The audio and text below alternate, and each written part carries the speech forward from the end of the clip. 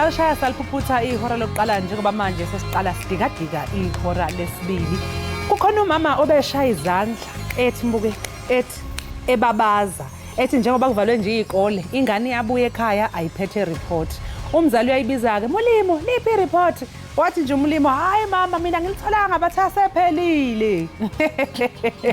Yazi ingane manje icabanga ukuthi nasifundanga. Igama lohlelo kwembukeli Ekhaya Jikelele kanti mina nguNoxolo kwaMwali ihlabangana limhlophe qwa intokazi yale ondini esishamthetho sesifundazwe esidala ngisahambani madlongothi.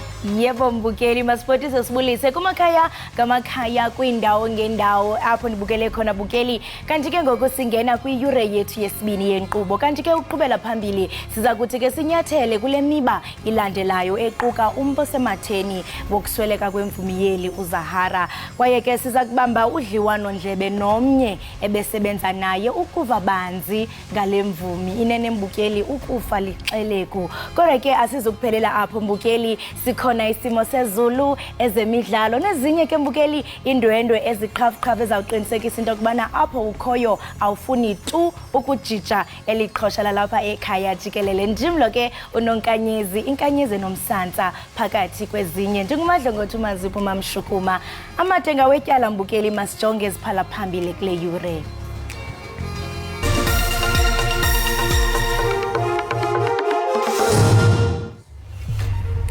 Kuza kubanjwa inkonzo yesikhumbuzo yemvumi uZahara kwinkonzo yaseRhema Bible Church eRandburg kuMantle Gauteng ngalentsasa. We work hard. Actually, we work hard because we want to play like we work, and I think we're ready to play final. iTS Galaxy imisele ngokwenza eyibukwayo kwamanqamu omqhudelwano eCarling Cup uma sebetholene neStellenbosch FC.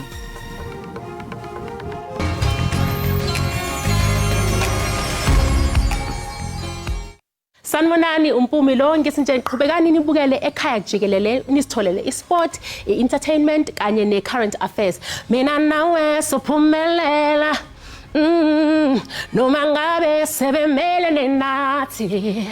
Thando lwethu lomelele. Noma kungaphelo kwalomhlaba. Ekhaya Jikelele. Mwah.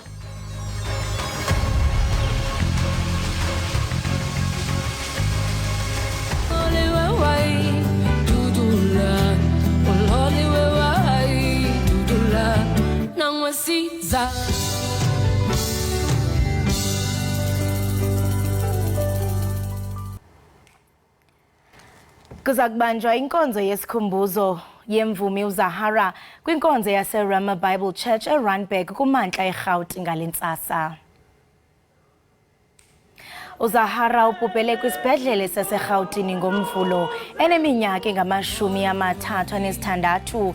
Umzimba wakhe uza kuthuthwa usiwe kowabo kwiphondo laseMpuma Koloni apho aza kungcwatywa khona kwimpelaveki ezayo.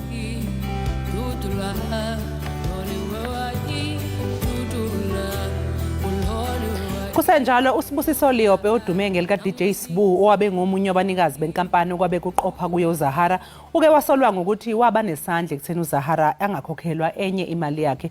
uDJ Sbu uyithethelele kanjena ke ngesikhathi enengxoxo kolunye uhlelo lwezindaba zeSABC The Agenda. We had great work together, we had great moments together. I was like a bigger brother to her, she was like my younger sister. And I also do know, despite what is out there in the public, people might be mad and might want to find somebody to blame. And I am too. A lot of people I know that, they'll find somebody to blame. And for now, I'm a lot of people, they're saying I'm to blame and they're blaming me, even though I am not. But having worked in the public eye for so long, I understand how we are as Zabatu and as South Africans, especially when we love our own. It's okay. Let's be angry. Let's be sad. Let's mourn. Let's grieve, and it's okay. I'm also grieving as well. But as much as I'm grieving, it's, you also get a lot of people who say certain messages out there on social media, and that's fine. As the bigger brother, I will take all of your cries, I'll take all of your complaints, I'll take some of your messages, and I understand that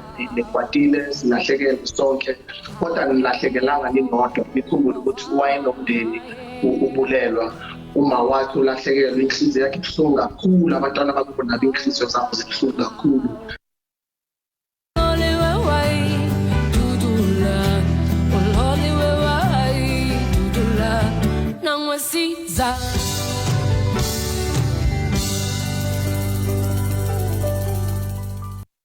Umengameli uCyril Ramaphosa uzodlulisa isinqumo senkantolo ephakeme yasePitoli sokuthi sasingekho emthethweni isinqumo sakhe sokuhlonza ngokusemthethweni ngonyama uMisuzulu kaZwelithini njengesilo sesizwe samaZulu. Inkantolo ephakeme ithole ukuthi umengameli Ramaphosa akazange alandele imigudu efanele. Okhulumela umengameli uVincent Magwenya uthi ngesikhathi umengameli edlulisa isinqumo ingonyama uMisuzulu uzoqhubeka nesikhundla sakhe. Following a study of the judgment, the President will apply for leave to appeal against this judgment. During the course of these legal processes, His Majesty King Misuzulu remains the identified heir to the throne. Continue working for the unity of Ubukhosi BakwaZulu and to prioritize the interest of His Majesty's subjects. It is vital that all due processes are allowed to reach their natural conclusion without inflaming tensions. Ingcali zembali nengcali kwezenkcubeko zithi nangona inkundla ephakamileyo yasePitoli ikhuphe isigqibo malunga nokuthanjiswa kwengonyama yesizwe samaZulu, indlunkulu mayihlale phansi ize nezisombululo kulomba. Osomlando bathi eminyakeni edlule umbuso kaZulu othathwa ngejozi njengoba kwenzeka kwilembe uShaka esocongwa abafowabo uDingane noMhlangana. Ngalenkathi nelembe naloliphethe kade naku noDingane naye ngaphuya linyonyobela wafika naye kwaba ngumkhonto kanjalo kwaze kwaba nalento yasendonda kusuka. Iwona amakhosi lana esingathi asebenzisa amandla okwaba umkhonto esiphatheni umbuso wakwaZulu. Kepha ngonyaka u1913 kushintshe ukwenza ngesikhathi isilo sesithupha uDinuzulu eKhothama kulandela uMaphumzana Solomon indodana yakhe encane iyayibhalwe kwincwadi yefa ngemuva ukuthi ekseni kwakubekwe indodana yakhe endala uPhilip. Osomlando bathi lena ngenye yeindlela engadalanga ukuchitheka kwegazi ngemuva kombango ukuze kususeke ukudideka kwabaningi. Akhe indlunkulu ake ithobe ibuke ukuthi konakala kuphi bese kuthi masiqala investigation banikeze ithuba lonke bonke abathindekayo ukuthi bayifake imbono yabo. Siyakhumbula ukuthi isitifiketi sinama-benefit isilo ngoba sigadwa njena sigadwa ngenxa lesi sitifiketi lesi imikhosi yomhlanga ngoba ichaswa njena ichaswa ngenxa lesi sitifiketi lesi okuchaza ukuthi makusazoba nalo mdosiswane enkantolo. Umengameli uCyril Ramaphosa unxuse ukuthi kube khona ukuthula esizweni samaZulu nasendlunkulu. Eyindabeni ze-SABC nginguvusi Khumalo eThekwini. Iqela le-IFP likholelwe ekubeni uMzantsi Afrika usenethuba elihle lokoyisa imicelimngeni elijongene nayo elilizwe ukuba kukho ubunkokheli obufanelekileyo. Oku ke kudizwe ngumongameli walo mbutho uVelenkosini Hlabisa ngethuba ke i-EFF ibiqukumbela intlanganiso yayo yeentsuku ezimbini yomgaqo-nkqubo phezolo empangeni. Xolo mbukeli ayo EFF koyo i-IFP ukwethe ngoku ke bakwimeko entle yokuthatha iintambo kurhulumente okhoyo. Ngemuva kwesingxoxo esijulile sezisuku ezimbili, i-IFP ithi ayingabazi ukuthi ikwazile ukuqhamuka nemigomo engaxazulula izinkinga ezikhungethe lelizwe. Bekuyingqungquthela ke yokuqala lena yenqubomgomo ngemuva kweminyaka eyi-15. Iqembu lithi belimatasa lilungisa izinkinga zalo kulandela izinkinga ezadalwa ukusungulwa kweqembu iNational Freedom Party ngo-2011. Manje izinkomba ke zithi leli qembu liyadlondlobala. Entering the most critical period of campaigning and mobilization. This is where the real work begins. We have placed ourselves in a strategic position to bring the fundamental change that South Africa needs. We are ready as IFP to govern. Isingxoxo zenqubomgomo yeqembu besigxileke ezinkingeni ke ezikhungethe izwe ekubalwa kuzo udaba lukagesi, ukwentuleka kwamathuba omsebenzi kanye nokulethwa kwezidingo zomphakathi. Iqembu lithi makube nezinguquko emkhakheni yezemfundo, ezempilo phakathi kokunye. The IFP supports the universal health access. But the National Health Insurance Bill in its form is rejected by the IFP because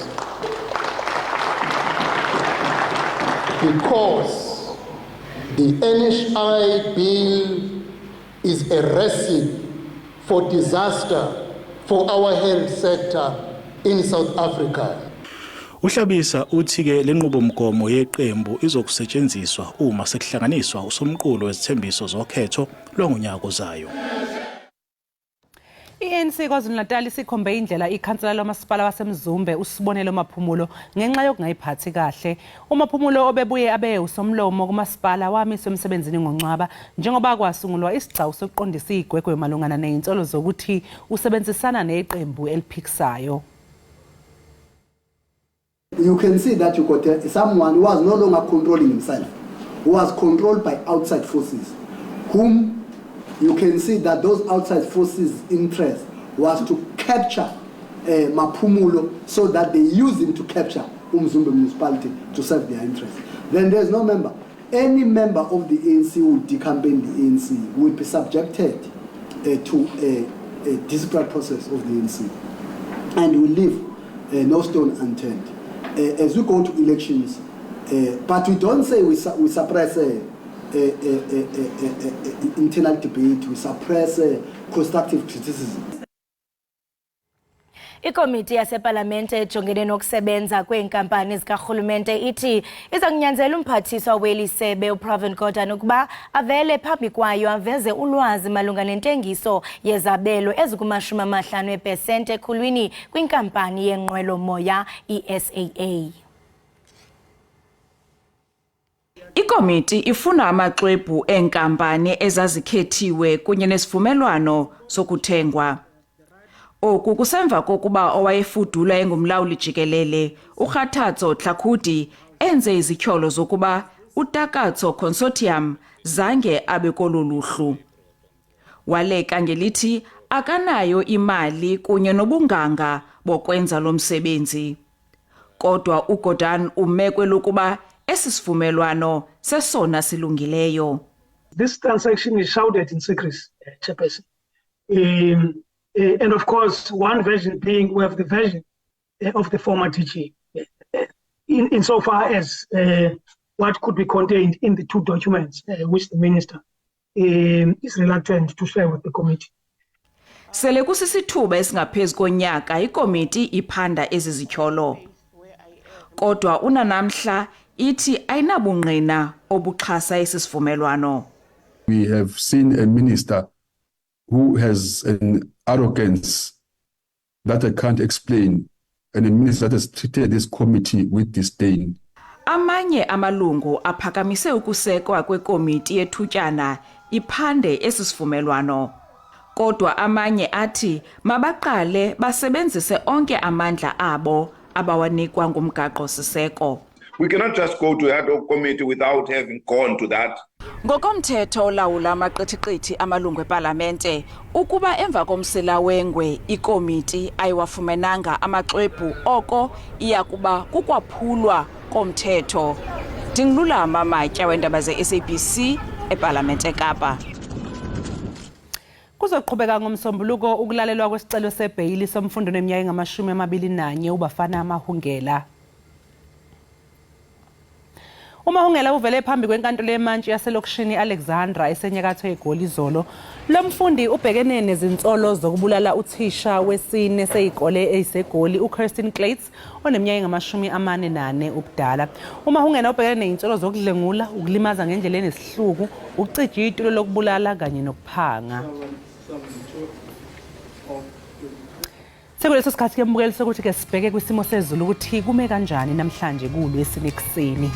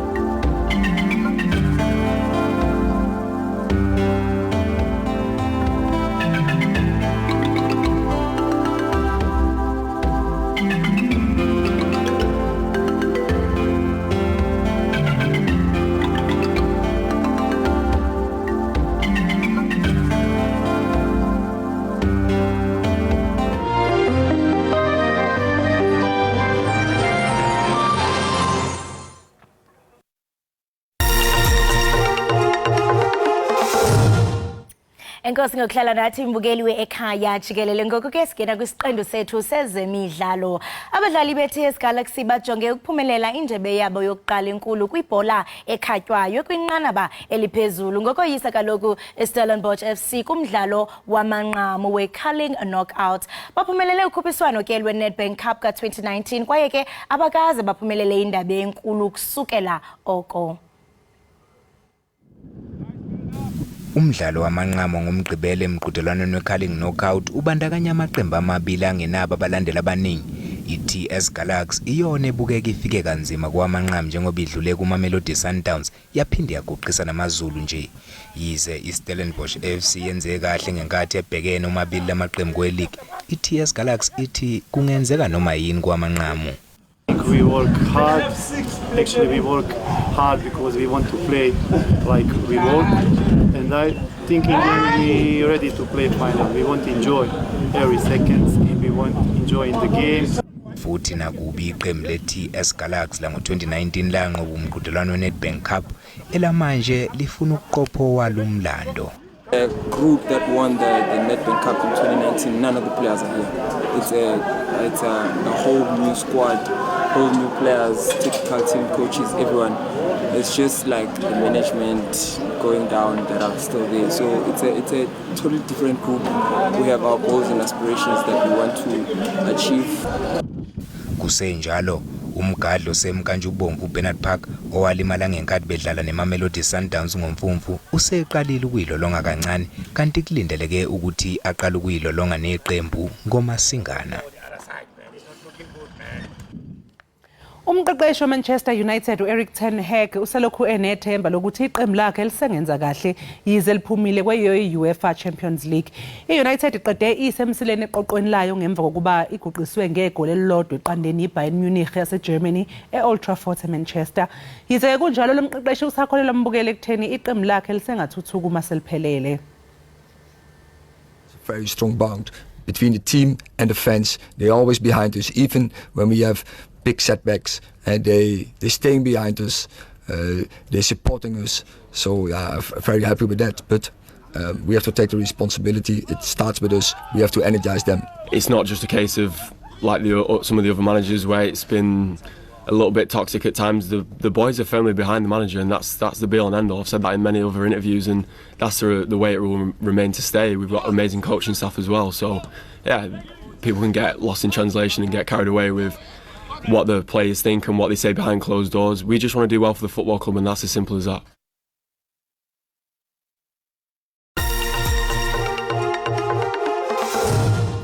Siphinde sikwamukele mbukeli Ekhaya Jikelele.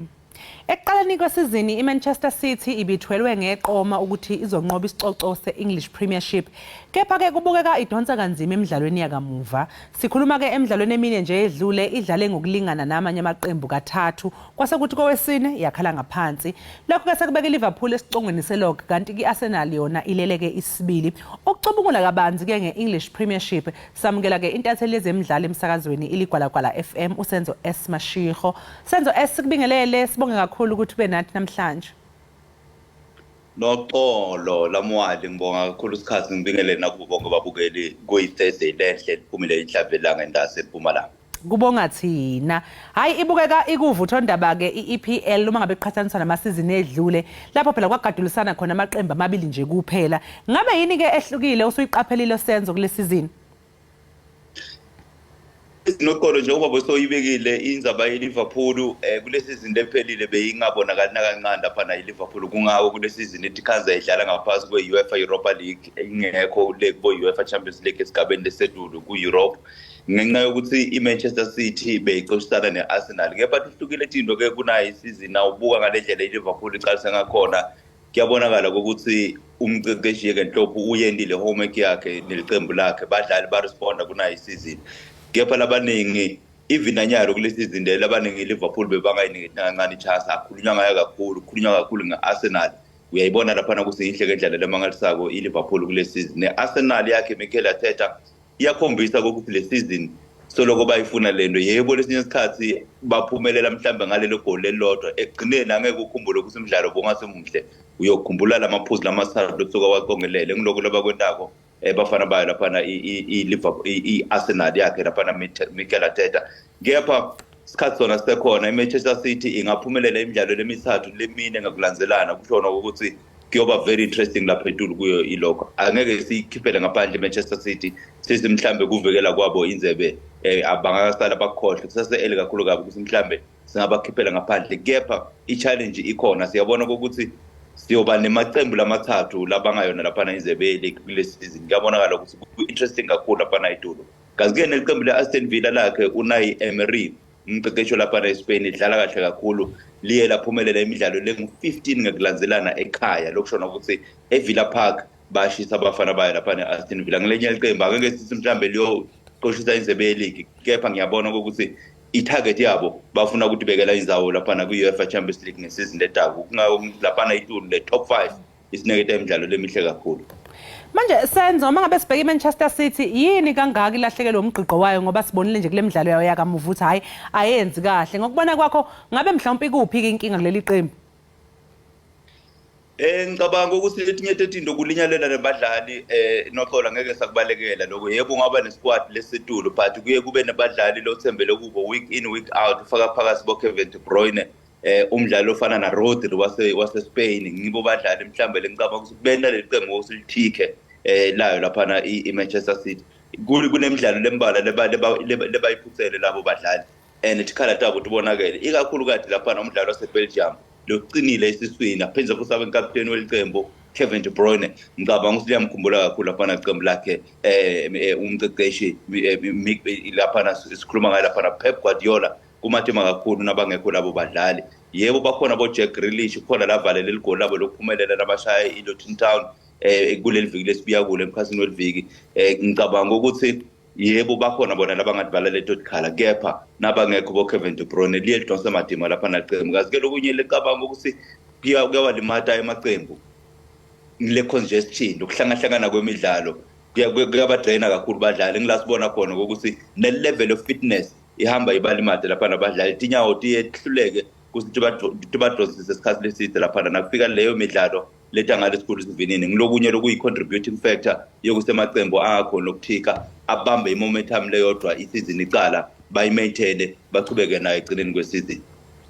Uma ngabe sesibheka iManchester United ke Senzo esecijo Erik ten Hag idonsa kanzima ke nayo njengoba isiwashe nejezi nje emqhudelwaneni ke iUEFA Champions League kanti futhi isele ngemuva ngamaphuzu ayishumi eqenjini nje elihleli siphezulu kuyiloke.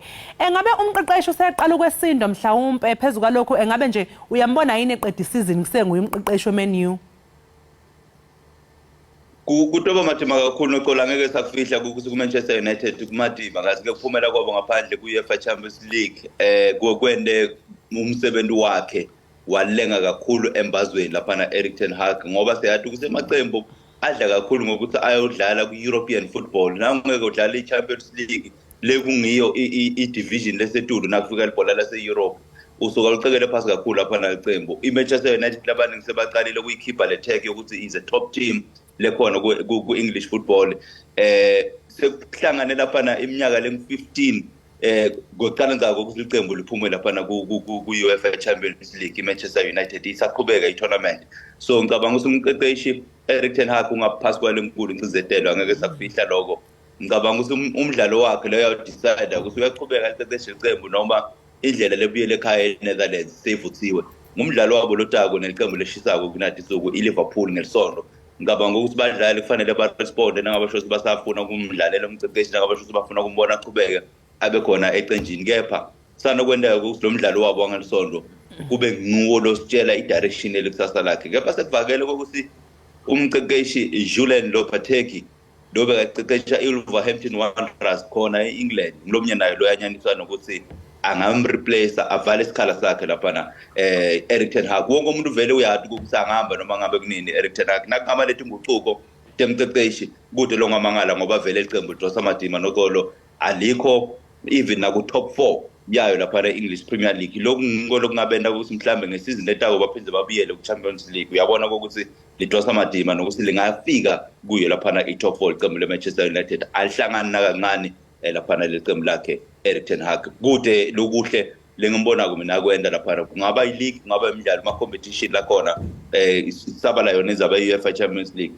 cha alijeli alihlangani kahle kanti-ke nebadlali lengibonile labalanzile noxolo abendi umsebenzi ube malula kuye lapha nomceceshi Andre Onana uyawavulela amagoli umdlali waseCameroon angeke sakufihla lokho kwenda kokuthi liceke kakhulu iqembu leMan United nawubuka umdlali Anthony lobuya lapha eBrazil uthenge ngesamba semali but kude la kulesako in return kulo qembu nangaphosisa udlala imidlalo lengetulu kwa50 but amagoli awavalele mabili kuphela throughout i-assist leyodwa akasinayo kusita labanye abadlali ukuthi bavalele amagoli akakhona lapha Anthony ngiletinye thetino letena kokuthi dilese le question mark kokuthi ngabe umceceshi uyakhona ukuthi asinikede lo lesifunako njengeliqembu na Mangabe sesibheka ke malongathi letino lethi khona off the field yeah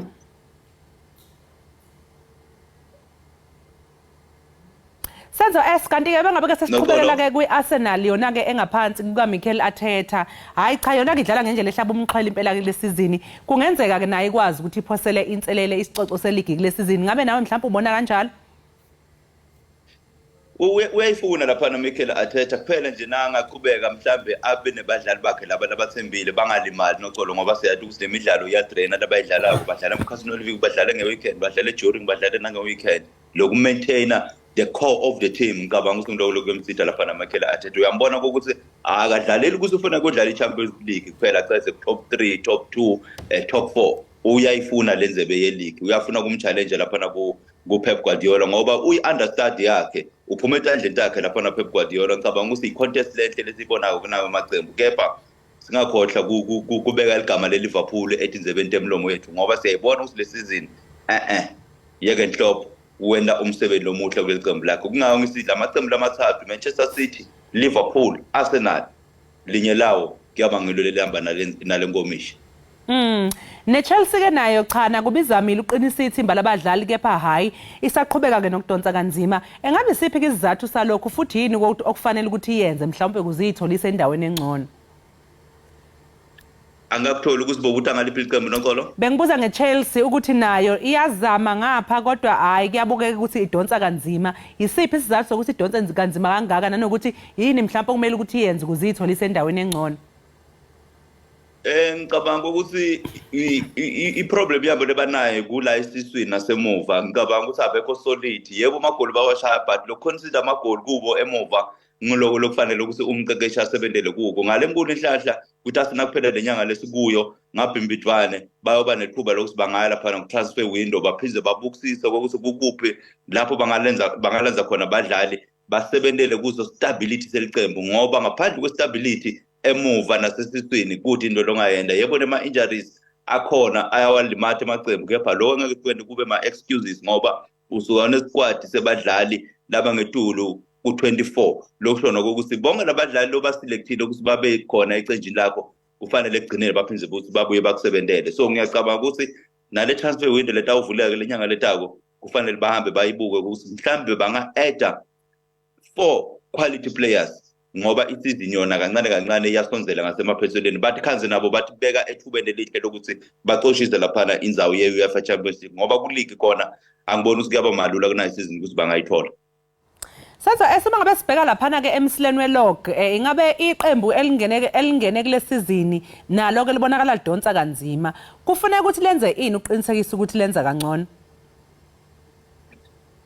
Kokuqala nje kwenda siqiniseko sokuthi emaphuzu la ngetulu kwa-35 bayawathola kwendela ukuthi emaphepha abo status okudlala kule season letako baconsolidate basigcina and then le season letako sebangabona ukuthi ema-reinforcement bawena njani ngoba siyathi ukuthi kukompyutha nemacembu lanemali noxolo akubi malula siyakubona kuyendeka nala ekhaya eNingizimu Afrika kuyo i-DStv Premiership kepha nale England ngiloko lesikubonayo ukuthi kukhona ke lawo macembu la ngasi akasimakhulu kahle acinzeteleka nakufika ekukompyutheni nemacembu lasembili ngicabanga ukuthi kwanyalo itarget yabo abafike laphana kulamaphuzu la ngetulu ku-35 lokho kuyabena ukuthi basinze and then sebangacala balungise kahle kulesizini letako lokubalekile kuwo wonke amaqembu noxolo ngaba iqembu lelisetulu ngaba imiddle team ngaba iqembu leliphasi lokubalekile kuba le pre-season less successful ngilapho upheva khona indlela yakho isizini ngilapho ikutshela khona ukuthi isizini yenu into kanjani ngicabanga ukuthi ngiloko kufanele ukuthi baconsider kakhulu bakenaka kakhulu kwanyalo ukuthi itarget yethu 35 points. Njengoba ke sibheke nje ke emidlalweni yesikhathi ke sikaKhisimusi, ingabe imapha amaqembu owabona ezokwenza kahle kanti ngakolunye uhlangothi imaphi ke owabona cha ukuthi hayi lawa lutho angeke zenze kahle? Liqembu lelincakile noqolo nawe mbukeli liqembu leChelsea ngilelinye lemaqembu lelincaka kakhulu ngoba alikhona ukudlala kahle ngokulanzelana bengilizele elikhulu kubo kepha kuyabonakala ukuthi yebo ngaba mphathi welicembu ube nemali nangaba kusho ukuthi impondo welibhola letinyawo ungekho ukuthi lo ngakwenda noqolo ngoba uyabona ukuthi lo munye wabaphasi lobuya lapha eUSA interference noma kungenelela kakhulu emsebenzini lomceceshi letinye into leti bali matawo lapha na Chelsea ngoba kuba nguye loba vocal loba nemlomo kakhulu ekuthenini namhla silanzana ngumdlalo namhla silanzana ngoya nakungabe mhlambe ngama suggestions emceceshi kuye kube madima kakhulu ngoba umphathi welicembu nakalanza umdlalo ulinzela ukuthi ambone phakathi emudleni adlale kepha wona umceceshi awukakaboni lokho lokubona ngilomphasi welicembu lokwenda umsebenzi abaceceshi kube madima kakhulu noqolo ngicabanga ukuthi iChelsea kufanele ukuthi yithi ku-improve kakhulu nangabasho bafuna ukuthi Khanza babiyela badlala ezingene lesetulu ngesizini letako kazi ke iqembu leNewcastle nalo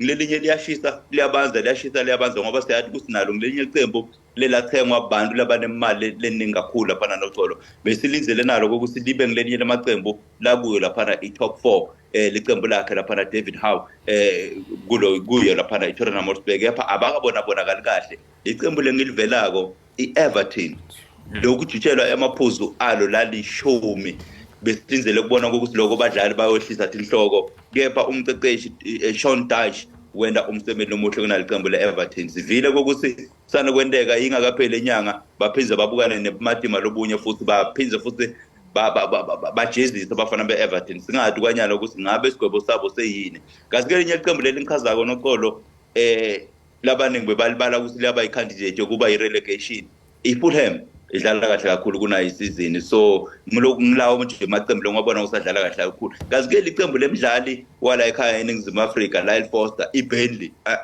ngibona ngasithi awubiyele emva la ibiya khona ku-English Championship naye umceceshi walo leqembu angembona angayiceza isizini nangabasho nabo bathi misele ukugcina emaphepha abo ukudlala ku-Premier League ngoba akhambi kahle kulo qembu la Vincent Company kepha emaqembu ngabona ukuthi vela toba nemomentum lehle siya kuwe ema-holiday Christmas Arsenal Liverpool Manchester City ngiyo maqembu ngicabanga ukuthi ayawudosisa emaqembu lamanye emadima kakhulu kunayisizini.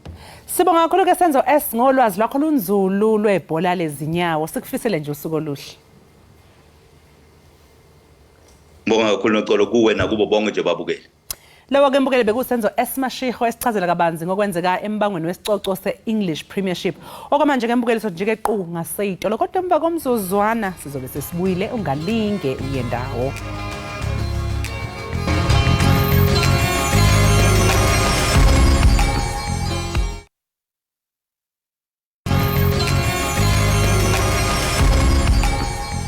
Enkosi ngokuhlala nathi nisasibukele apha ekhaya Jikelele. uJustin Phahlane ke ngumdanisi wecontortion wapha kwiphondo laseMpumalanga ePeterscral. uPhahlane ke usebenzise italente yakhe ukugoba nokujikajika umzimba wakhe ngendlela ezibonakala zingakwenzeka ukuze aziphilise. Waqala ke ukwenza umsebenzi wakhe obugcisa wecontortion esemncinane kakhulu kodwa ke waqala ukuthatha icontortion ngokuzimisela xa wayineminyaka elishumi elinesithathu. Kwaye ke ubuchule bakhe bobugcisa bumnike ithuba lokudlala kwimiboniso yamazwe ngamazwe, amazwe kaloku mbukeli afana noZambia. uJustin unathi ke namhlanje apha estudio ezokwabelana nathi ngohambo lwakhe lomsebenzi wokuba yi-contortionist.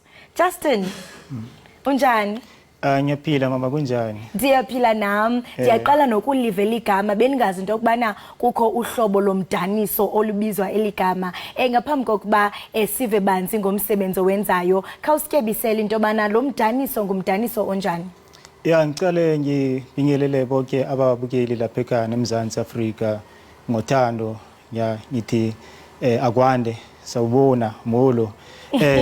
Ngicala ngichaze ukuthi contortion ngizocala ngichaze ngesinguni ngoma ngibuye ngiphinde ngicala ngesindisi.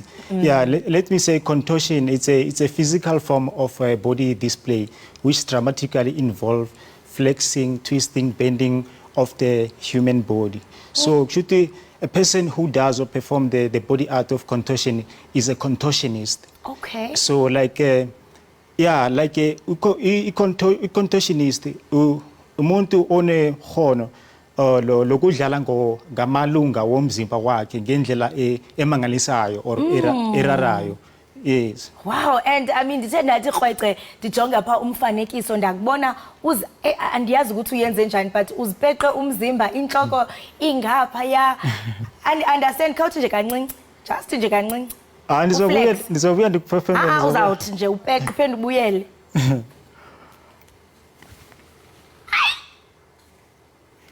Okay, and I mean kuyaqopheleka into kubana uqale usemncinane because I think mhlambe mawusomncinane kuba lula into bana uqale because the muscles are flexible enough for you to do this kind of dance. Ndiyakhalela ukuva into kubana I mean uye wayifumana phi training yokuba ukwazi ukwenza umdaniso ofana nalo. Well, mina I'm a self-taught contortionist. Ngazifundisa myself because I used to watch the great Mosto circuses when they used to perform like a Lion eMzansi Africa. So benbendi ndiloko ndijonga ama video wabo and then nasesikolweni uthola ukuthi kuna ama talent showcase and then basibiza lapha ukuthi siveze amakhono wethu. Nami ndavela ngento le ya contortion. Ngabona ukuthi well I can do better and then from there ngathola encouragement from the audience and I never looked back. Wow. And it's amazing lento itsho into kubana uqale uzifundela ngokunokwakho because I mean one would believe for you to be a master in this art of dance funeke mhlawumbe ufumane some sort of training okanye uye esikolweni apho kudaniswa khona but amazingly when you have traveled waya nako Zambia into ethi uyayicwaba le way. Yes, it's quite interesting because it's quite a long way but it takes a lot of work and hard work to get to the stage where I am like Lankona at the moment. It takes time. So nje xa soluzibheqa olhlobo hey like njongela umfanekiso ensandula ubona apha escreen into bana xa uzawuzibheqa unyawo libe ngapha ya awufumani mhlambe umonzakalo othile okanye it's just natural for wena. No, into ebalulekile kakhulu it's an exercise. Kufanele ukuthi warm up and exercise ukuthi ama muscle wakho abe warm so that you don't have to injure yourself. You must exercise a lot so that before you can even perform some other stunts or acts or moves. So it's important to exercise to warm up your muscles. Wow, amazing. Kutsho ukuthi nje wena ungazifihla nje naphansi kwetafile ungabonakali. I mean nyani ngathi nje wenziwe umzimba nje yirubber iCostina uyazenzela. Ndiyafuna ukuqonda because I mean part of your success was visiting iZambia. I mean kasixelele banzi ke ngoku nezinye show oye wathi ubandakanyeke kuzo. How was the reception from your audience? Yeah, well, Zambia ngathola ithuba lokuthi ngiperform like performing in front of Zambian president of course was like an honor and for me, you know. So like I perform at various entertainment events such as corporate events and private events. I mean corporate shows and all stuff. Like I would say basically entertainment events. Like the reception is good. Well, sometimes they think ukuthi mhlambe lento endenzako ayikho real yabona mhlambe kanye imagic kanti hayi lento italent nami italent yami italent yakho ozidlayo nawe ngayo abantu bafuna ukubona le magic na le talent yakho ufumane kaphi and also nabanye abanomdla bafuna ukufundiswa nguwe ufumane kaphi njani ndiyafumaneka la ku Facebook yami ndiku Justin SA Phahlane. And then ndikhona laphana ku Instagram which Justin SA _ Phahlane 2857. Ana ku TikTok lapha bangangifumana lapha ku TikTok uyafumaneka ku Justin SA _ contortionist 1. Yeah, ngilapha bazathola imininingwane emininzi or more information even though like laba bafuna mhlambe bangibhubhe kuma-shows wabo, such things. Nqozethe jonga nza kufollowisha ku TikTok futhi ke ndifuna ukujuwetha. I hope unazo tutorials apho ubonisa into bana uzenza njani izinto zakho. Iqonga ngoku lelakho yenza lento othi wazifundisa yona wayincanciswe ebeleni ubonise ababukeli bethu. Ongasele lakho ngoku. Azish.